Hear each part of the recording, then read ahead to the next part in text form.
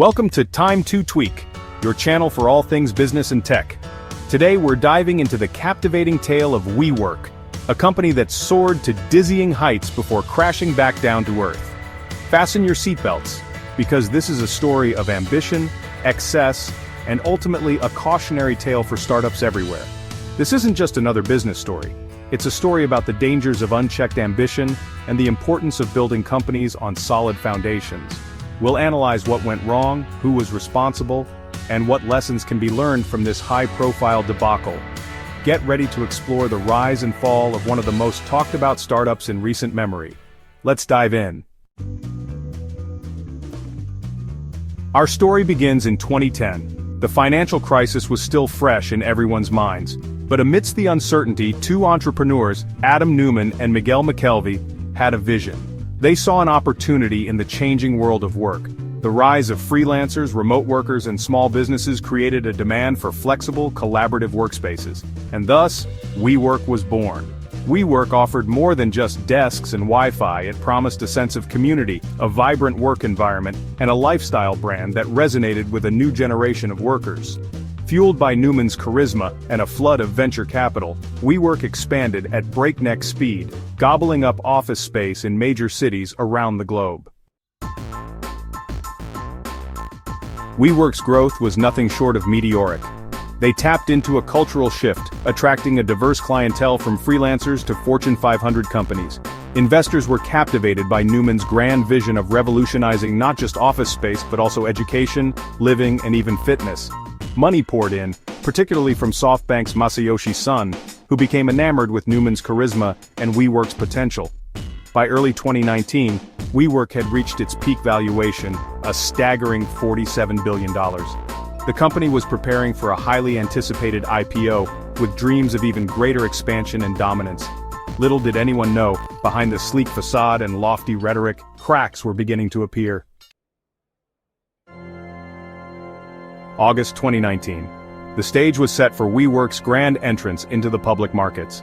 But as investors scrutinized the company's S-1 filing, alarm bells began to ring. The filing revealed massive losses, a complex web of financial dealings, and questionable corporate governance practices.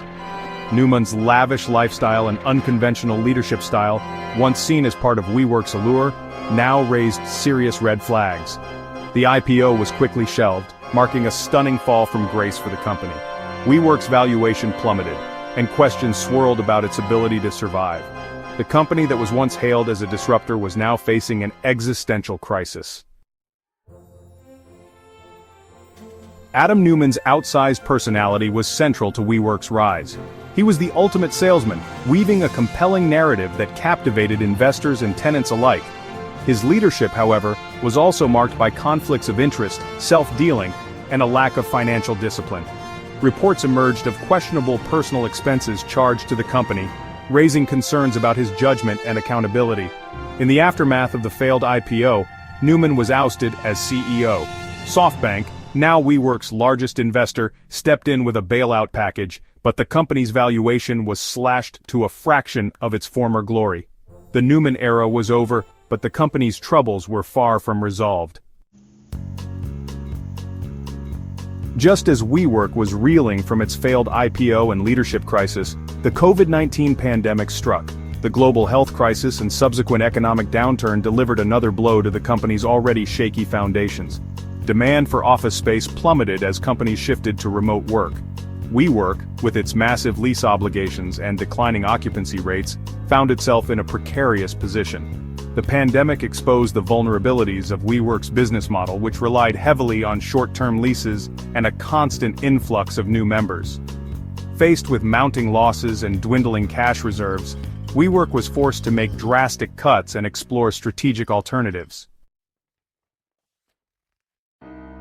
By November 2023, WeWork's efforts to restructure and stay afloat proved insufficient. The company filed for Chapter 11 bankruptcy protection, weighed down by billions of dollars in debt and a business model struggling to adapt to the post-pandemic world. The bankruptcy filing marked a dramatic fall for a company that had once seemed invincible. It served as a stark reminder of the risks associated with rapid growth, excessive hype, and a lack of financial discipline. Under the bankruptcy process, WeWork underwent a significant restructuring. It shed unprofitable leases, laid off thousands of employees, and sought to refocus its business on core markets and a more sustainable growth strategy.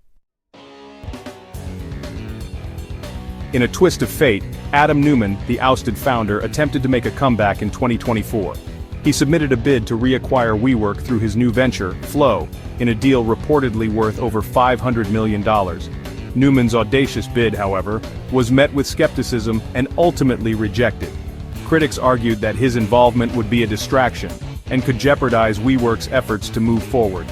Neumann's failed reacquisition attempt marked the final chapter in his tumultuous relationship with WeWork. The company he founded had emerged from bankruptcy, but without its once charismatic leader at the helm. The WeWork saga offers invaluable lessons for startups and investors alike. It underscores the dangers of unchecked ambition, unrealistic valuations, and a culture of excess. Transparency is paramount. Startups must prioritize transparent financial reporting and strong corporate governance. Investors and the public deserve a clear and accurate picture of a company's financial health and business practices. Sustainable growth is key. Rapid growth fueled by massive investments can be unsustainable and risky. Startups should focus on building sustainable business models with strong unit economics. Adaptability is crucial. The business world is constantly evolving. Startups must be able to adapt to changing market conditions, emerging trends, and unexpected challenges. Financial prudence is essential. Startups should prioritize financial discipline and avoid overspending. Building a strong financial foundation is crucial for long-term success. Realistic valuations matter. Overvaluation can lead to significant problems down the road. Startups and investors should strive for realistic valuations based on sound business fundamentals. The WeWork story serves as a cautionary tale, reminding us that even the most promising startups are not immune to failure. By learning from WeWork's mistakes, entrepreneurs and investors can chart a more sustainable and successful path forward. Thank you for joining us on Time to Tweak for this deep dive into the WeWork disaster. Don't forget to like, share, and subscribe for more insightful content. Until next time.